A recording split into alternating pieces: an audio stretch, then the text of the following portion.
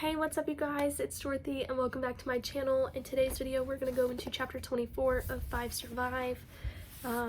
Things just got a little bit sad and dark and twisted all in the last few lines of that chapter, which is going to horrify a bunch of people, but let's just get into this video. This video may contain sensitive topics and foul language. If you do not wish to continue, please click off the video now. You guys have been warned. Chapter 24. Red wouldn't move. Simon sprinted past her back into the RV, tripping over her feet. No, no, no. Raina was screaming, move. Oliver spun around and hurtled up the steps, pushing Raina in ahead of him. That unseen red dot chasing them inside. The door to the RV slammed shut. Red didn't see who closed it because she couldn't move, but everything moved around her. Flashes and elbows and eyes. I have to help them, Raina shouted, moving back to the door. They need medical attention. They're dead, Raina's. Oliver's voice. They're dead. Raina, Oliver's voice. It seemed far away, even though he was right there. A ringing and red ears, static in her hand. He shot them in the head. 2 shots in the back of the head. Red could move now, unsticking her shoes from the ground, peeling herself away. Maddie was on the floor crying, head in her hands pinned by her knees. Was Don alive when he dropped to his knees or already gone? Red turned, the effort of picking up her feet almost too much. Arthur's face was hidden as well, wrapped in his arms against the refrigerator door, his back shaking. Excuse me? Red whispered, her voice not her own. No one was listening. Raina and Oliver were shouting behind her. Raina hadn't known about the note, neither had Simon, but they knew now, Oliver telling them in breathless snatches. You should have told us first, Raina said. We should have all decided together whether or not to do that. Oh, easy for you to say now, Raina. I had to act quickly. Red turned out their shouts, becoming just noises that she left behind her. She walked slowly past Arthur and the kitchen, her heart too fast, shredding a little more of every time it beat. Red was surprised there was any left as she passed the bunks, as though through the open door in the back bedroom. Surely there was just a hole in her chest now, an empty echo against the cage of her ribs. She placed the walkie-talkie on the bed, laying it down carefully, like it could feel pain too. With her other hand, she grabbed a pillow from the top of the bed, digging her fingers into it, the fabric pulling like spider webs around her fist. She brought the pillow to her face and held it there with both hands. Red screamed.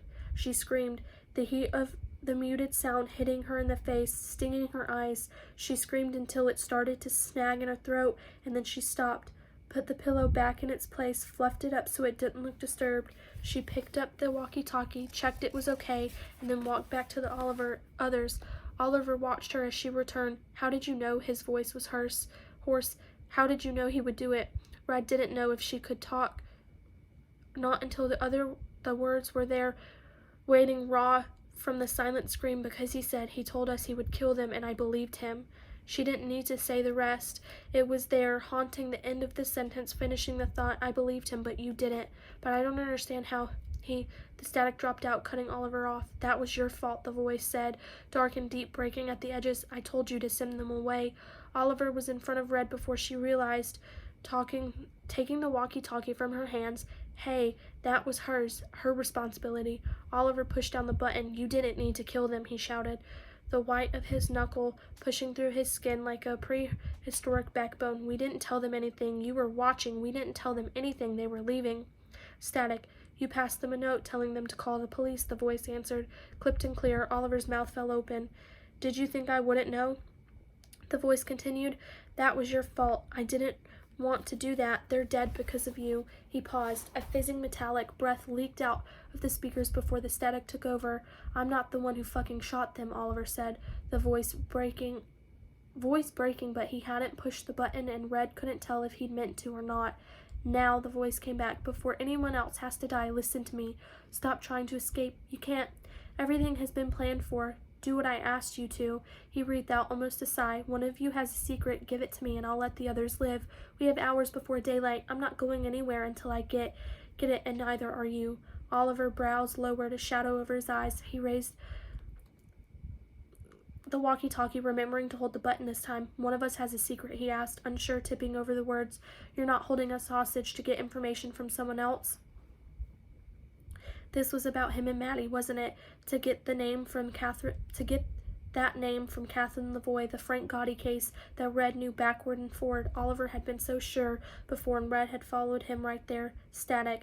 This is about one of you inside the RV. Give me what I want, and your friends don't have to die. Oliver looked at Red. She tried to hide her realization from him, blink it away. Oliver had been wrong about why they were here, wrong about the note.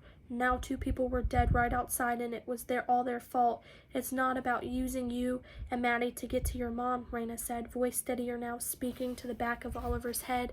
Someone has a secret, knows what this is about. That's what he's saying, Oliver. It could be. Oliver cut off, raising the walkie-talkie to his lips. Who? He said. Which one of us? A crackle of static, followed by a crackle of laughter. That's not how this works, the voice said. You know who you are. I'll be waiting. Static. The walkie-talkie dropped to Oliver's side as his eyes dropping with Red. Red looked beyond him at Raina, then Maddie, Arthur over there, and Simon at back. This was about one of them, about something they knew. Red coughed, looked away. You know who you are. She had a secret too, didn't she? Bigger than most, but this wasn't about her. It couldn't be. No one knew. That was the whole point of it. No one could ever know, not even tonight. That was the plan. Red needed the plan, and she wasn't the only one, but she had an answer. It wasn't about that, about her. And if they were talking secrets, Red wasn't the only one hiding something. Clearly, Raina had a secret, something bad enough to think this night could be about that, something Oliver must know too and didn't want out. Red had picked up on that. She had potential, see? And before, Maddie had denied having a secret just a little too hard and a little too fast, and Red knew her just a little too well, which meant there was something she didn't know at all. She didn't like that feeling. Simon was the first to speak, voice cutting out of the static. Their truck is right there, like 20 feet from the door, he sniffed, turning to look out the windshield. He didn't have a secret he was thinking about then, or was he just better at hiding it? All 4 tires working, engine no holes in it, yet doors still open, ready. It will move, it can drive away.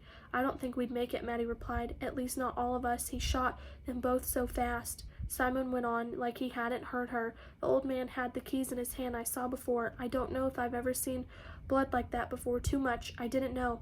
I didn't think it would look like that. His hands were shaking, pressed against the glass. It doesn't look real.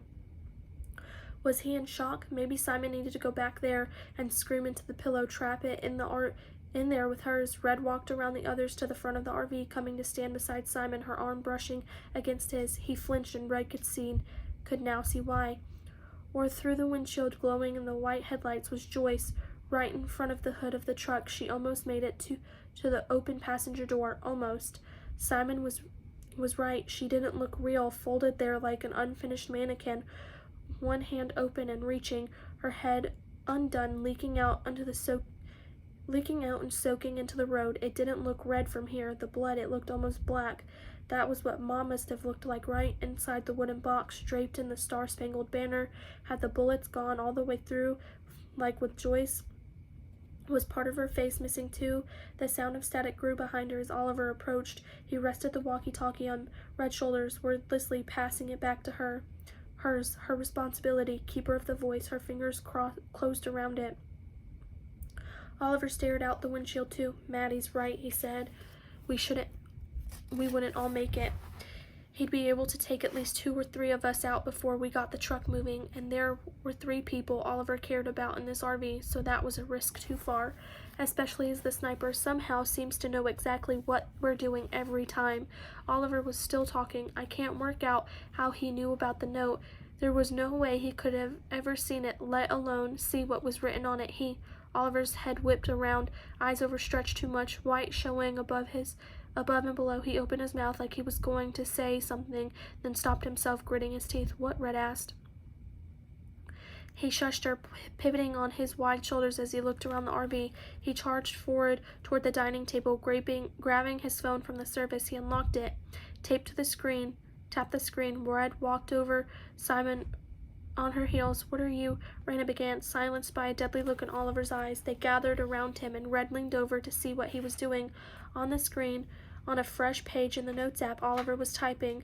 There was only one way he could have known about. Fuck this, Oliver said, irritated, swiping out of the notes. The phone's fault for taking too long, not his. Oliver's eyes flickered to the bottom of his screen and his thumb followed, pressing onto the music app. Oliver, what are you doing? Maddie asked. Wait, he told her, scrolling through the screen, finger landing on a random playlist. Christmas songs, it said. Oliver pressed play on the first song and dragged the volume bar right to the top. The song began, choral vocals singing "Ought" and a high-pitched strum of the guitar rocking around the Christmas tree in April, deafening as Oliver held the phone in the middle of the group, speaker facing up. He beckoned them all closer. Red stepped in, shoulders pressing into Raina and Simon, the drum beat of the song ticking half as slow as her heart. Oliver flashed his eyes at them. He started to speak, not loudly, only just audible over the sound of the music. Red had to concentrate, but now she was thinking about the lyrics and dancing around the tree with Mom before there were 2 holes in her head. There's only one way he could have known about the note, Oliver said, looking at them. The window. Yeah, fine. His guy on the other side could have seen us climbing out and told him about it, but not the note. There's no way either of them could have seen, so there's only one way he knew. He paused, everyone dancing merrily in the new old-fashioned way. The saxophone burst in, too loud, screaming in Red ears. He heard us talking about it, Oliver said, because the RV is bugged. That is the end of chapter 24. I will see you guys in the next video. Bye.